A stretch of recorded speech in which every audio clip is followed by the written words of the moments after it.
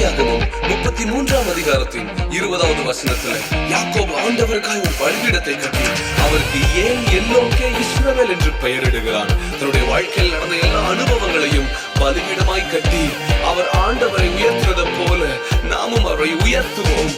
ஏன் எல்லோக்கே என்று சேர்த்து சொல்லுவோமா?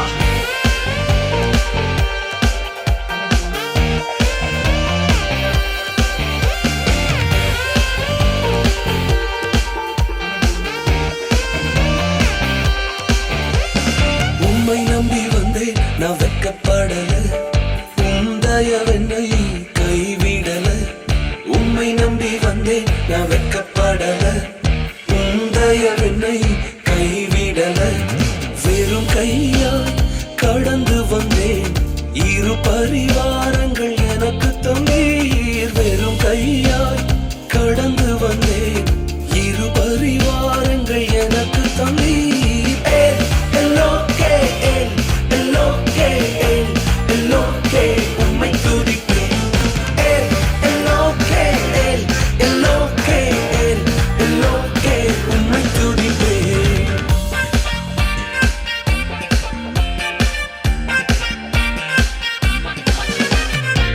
நாங்கள் கைவிடப்பட்ட நேரங்களில் எங்களோடு உடன்படிக்கை செய்து எங்களை உயர்த்தினீரே.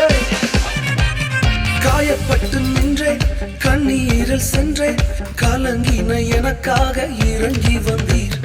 காயப்பட்டு நின்றேன், கண்ணீரில் சென்றேன், கலங்கின எனக்காக இறங்கி வந்தீர்.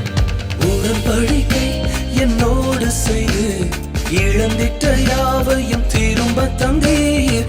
உடன்படிக்கை என்னோடு செய்து இழந்திட்ட யாவையும் திரும்ப தந்தீர்.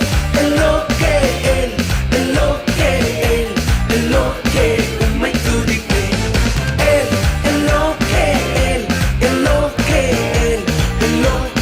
உம்மை துதிப்பேன். வேண்டினவர்கள் எல்லாம் விடை பெற்ற பொழுது எங்களுக்கு வேண்டியதெல்லாம் தந்திருக்கிறீங்களப்பா. நீங்க எங்களோடு இருக்கிறதுதான் எங்களுக்கு பெரிய பொக்கிஷம். உம்மை துதிக்கிறோம் டாடி. வேண்டினோரெல்லாம் விடை பெற்ற போதும் வேண்டியதெல்லாம் எனக்கு தந்தீர். வேண்டினோரெல்லாம் விடை பெற்ற போதும் வேண்டியதெல்லாம் எனக்கு தந்தீர். பரதேசியாய் நான் தங்கினதை சுதந்திரமாக மாற்றி தந்தீர். பரதேசியாய் நான் தங்கினதை சுதந்திரமாக மாற்றி தந்தீர்.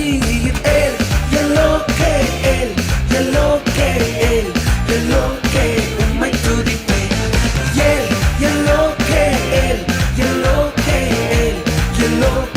உம்மை துதிப்பேன்.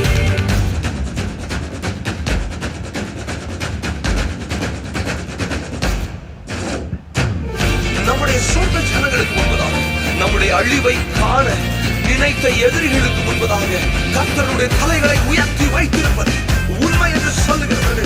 என்னோடு சேர்ந்து அவரை பாடி துதிப்பீர்களா?